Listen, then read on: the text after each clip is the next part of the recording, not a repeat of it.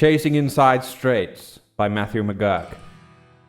It's hard to meet expectations when everyone calls you Brooks's son or Brooks's boy. I'm 32 years old and I'm still being looked at like the 4-year-old carrying the wrench around Brooks's auto shop. It's like walking in the shadow of that man, even though I'm 2 inches taller than him now. Don't get me wrong, I appreciate my dad and he's a good guy and all, but I just like to be Nate, and I think some of them don't even know that name.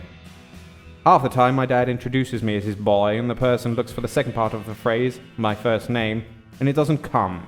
And they get to talking about the antique auto show down in Westmoreland and who brought the best Thunderbird. They always talk about the 55 and the 64 Landau. I like the 4-door from 67, but no one ever really asks me.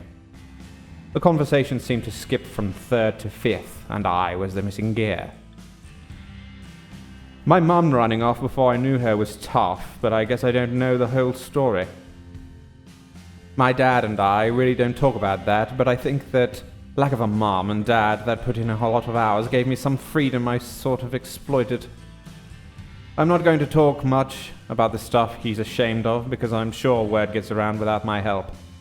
The city is a decent size, but not big enough for stories to hide for too long. I'll give you the gist, and you can pick up the rest as it trickles out. Kind of like a car losing fluids, and by the time it's all out on the pavement, there's nothing to hide. Well, I got my first drink from my dad. He was tipping back a few cans working on Mrs. Curran's 69 Blazer. I remember it. Had that two-toned look, brown and white. Looked sort of like a Bronco, which I always preferred. He must have been in some sort of haze on that sunny spring day, because he asked me for a wrench and handed me that Budweiser in exchange. I asked him if I could try a sip, and he said he didn't care. Go ahead. I did, and I guess that's sort of where it all started. Let's just say high school with his late hours and my older friends went by in a haze, like everything had a soft edge to it. I ended up moving from beer to pot, and like they say, that's a gateway drug. I didn't see the big deal, almost felt like it sharpened my senses. From there we tried a bunch of shit, me and my buddies, Charlie and Alex. I'm not going to give you the long version, but we dealt with some pretty sketchy people and some dealers you wouldn't expect. I still remember taking the paper bags they gave us for our lunches and stuffing them in our backpacks, snagging white out from English or oil-based paints from Art or WD-40 from the shop, or really anything else that might work, and huffing them in the boys' bathroom. We walked around third block metals in a state of euphoric hysteria. We were laughing at nothing and staring down welding flames and bandsaws like they were things from out of this world. I don't know if my dad didn't notice, didn't care, or thought shutting some of this down would put me out of the door quicker, but it really got messy.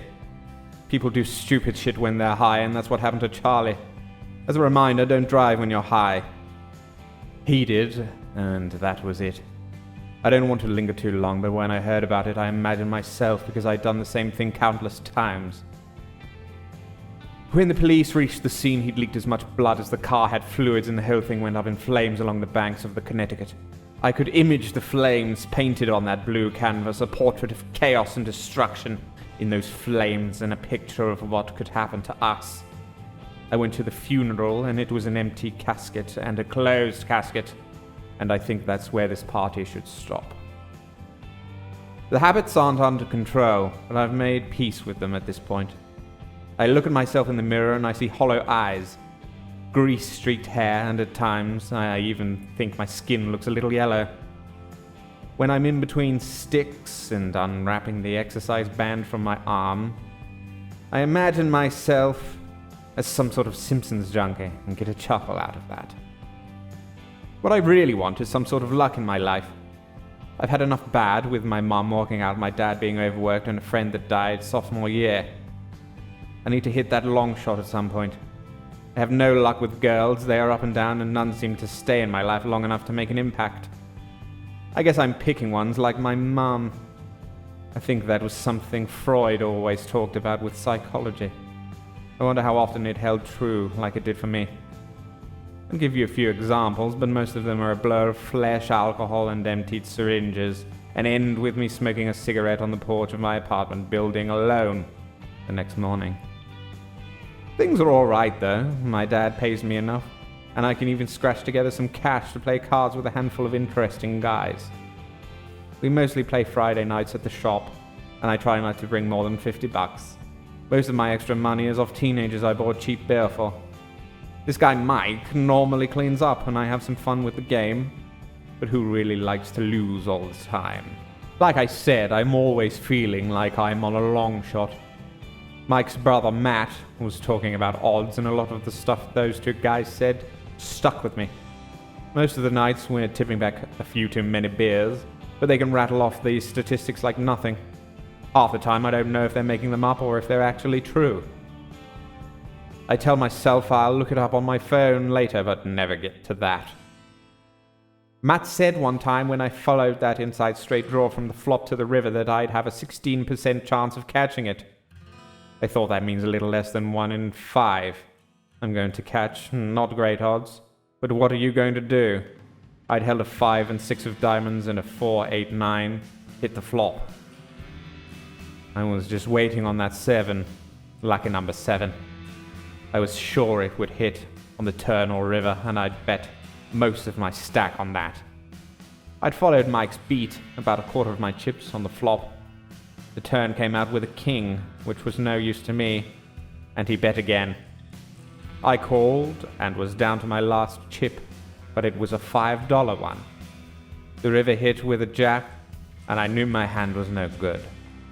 He bet and folded. I guess the 16% didn't hit that time, and I wondered if it would next time. Of course, the part I was thinking about, and I'm sure Matt would remind me, was the 16% after the flop turns to 8% after the turn, and then when you come up empty on the river, we all know what's left. Sometimes I think it's all just a little too much. I'm too much of a long shot to make a difference or do anything worthwhile. I don't have any drug crimes to my name and was able to pick up a pistol from the local gun shop. I'm not sure of the caliber or brand or whatever.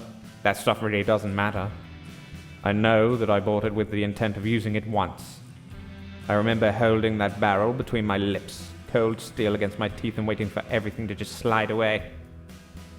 I'm not sure if I'm putting this in or if it really happened, but I think Hamlet's famous line skittered across my mind before I saw my mum disappear and my dad. I saw Charlie's flaming car and empty casket go, and the line of girls that walked out of my door in the past went as well, but I just couldn't do it. I still wanted to bank on that long shot. Something good was coming, and I hadn't put everything into this world that I could. I still had that chip in front of me on the plastic buffet table and was listening to 16% this and Brooks' Son that, but I knew something good could still come out of this life. I'm still waiting for that magic river card to complete my inside straight draw that never seems to come, my place in the world that isn't under someone else's name or sign above a large bay doors. I'm still trudging through this life with more wrongs than rights in my corner, but there's still that glimmer, that chance, and that's good enough for me.